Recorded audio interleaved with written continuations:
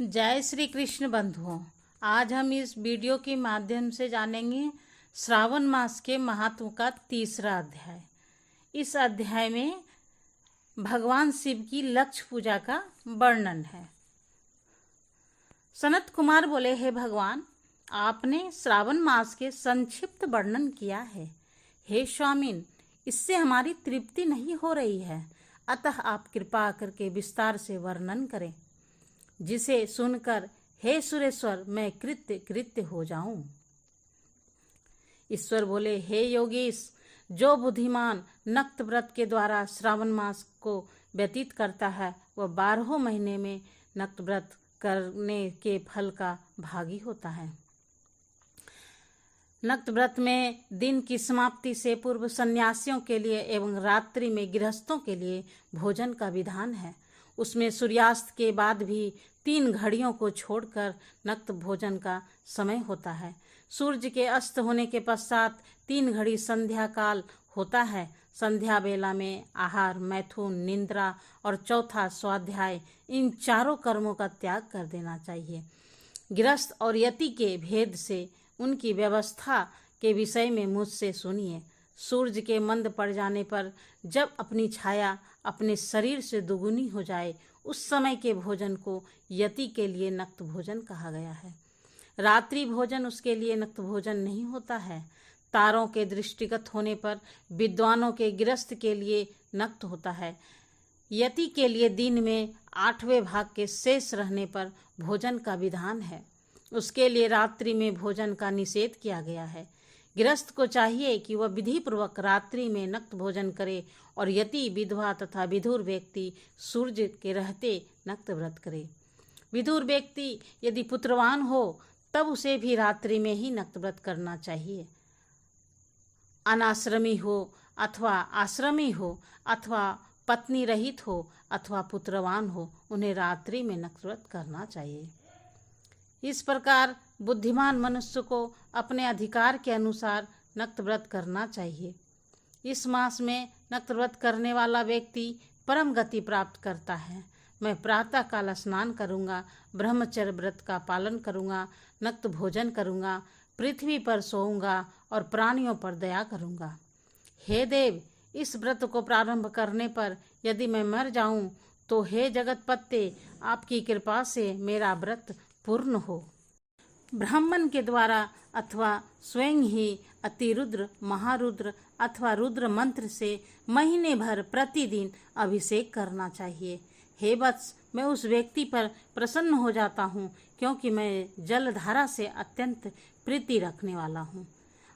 अथवा रुद्र मंत्र के द्वारा मेरे लिए अत्यंत प्रीतिकर होम प्रतिदिन करना चाहिए। अपने लिए जो भी भोज्य पदार्थ अथवा सुखोपयोग की वस्तु अति प्रिय हो, संकल्प करके उन्हें श्रेष्ठ ब्राह्मण को प्रदान करके स्वयं महीने भर उन पदार्थ का त्याग करना चाहिए।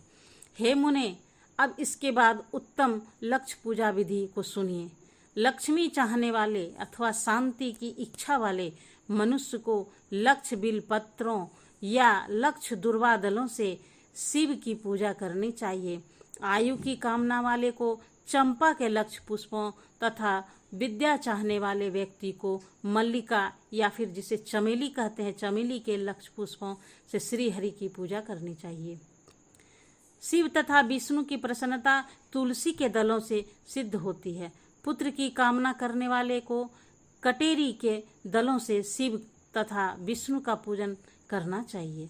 बुरे स्वप्न की शांति के लिए धान्य से पूजन करना प्रशस्त होता है।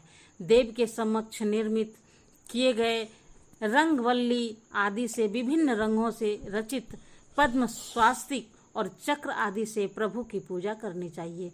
इस प्रकार सभी मनोरथों की सिद्धि के लिए सभी प्रकार के पुष्पों में यदि मनुष्य लक्ष्य पूजा करे तो शिव जी प्रसन्न होंगे। तत्पश्चात उद्यापन करना चाहिए, मंडप निर्माण करना चाहिए और मंडप के त्रिभाग परिमाम में वेदिका बनानी चाहिए। तदंतर पुण्याह वाचन करके आचार्य का वरण करना चाहिए और उस मंडप में प्रविष्ट होकर गीत तथा वाद्य के शब्दों को तीव्र वेद ध्वनि से रात्रि में जागरण करना चाहिए।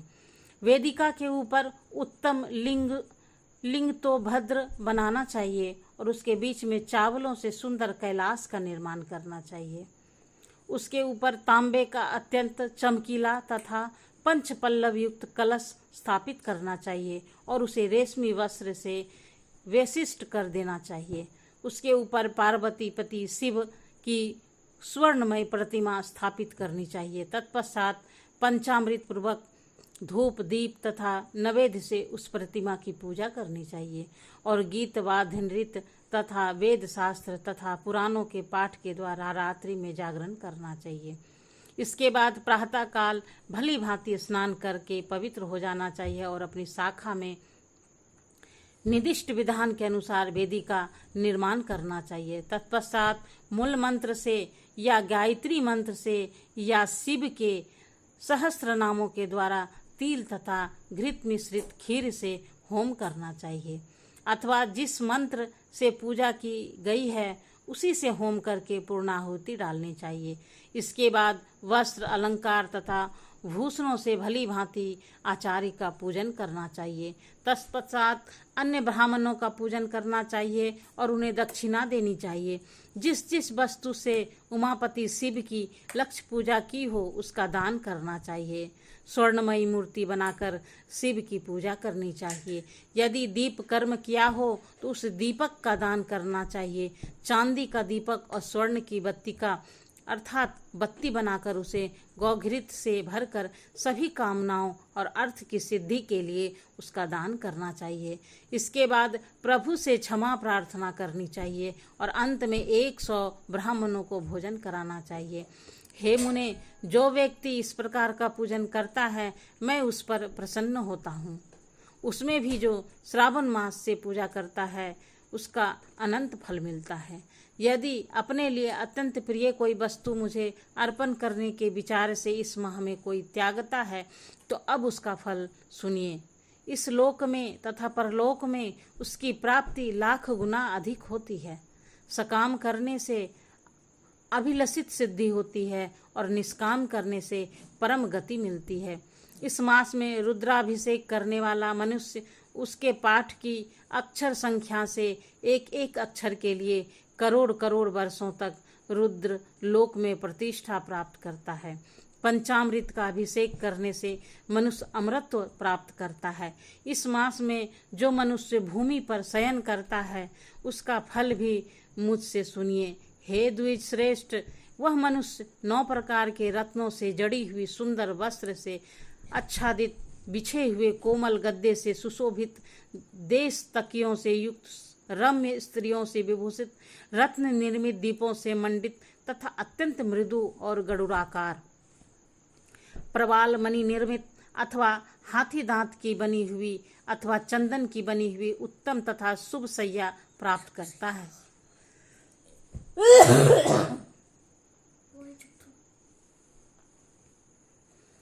इस मास में ब्रह्मचर्य का पालन करने से वीर्य की दृढ़ पुष्टि होती है और बल शरीर की दृढ़ता और जो भी धर्म के विषय में उपकारक होता है वह सब उसे प्राप्त हो जाता है। निष्काम ब्रह्मचर्य व्रति का साक्षात ब्रह्म प्राप्ति होता है और सकाम को स्वर्ण तथा सुंदर देवांगनाओं की प्राप्त होती है। इस मास में दिन रात अथवा केवल दिन में अथवा भोजन के समय मौन व्रत धारण करने वाला भी महान वक्ता हो जाता है। व्रत के अंत में घंटा और पुस्तक का दान करना चाहिए। मौन व्रत के महात्म से मनुष्य सभी शास्त्रों में कुशल तथा वेद वेदांग में पारंगत हो जाता है तथा बुद्धि में बृहस्पति के समान हो जाता है। मौन धारण करने वाले का किसी से कलह नहीं होता, अतः मौन व्रत अत्यंत उत्कृष्ट होता है। इस प्रकार श्री स्कंद पुराण के अंतर्गत ईश्वर सनात कुमार संवाद में श्रावण मास महात्म में नक्त व्रत, लक्ष्य पूजा, भूमि शयन, मौन दिव्य व्रत कथन नामक तीसरा अध्याय पूर्ण हुआ। Thanks for watching.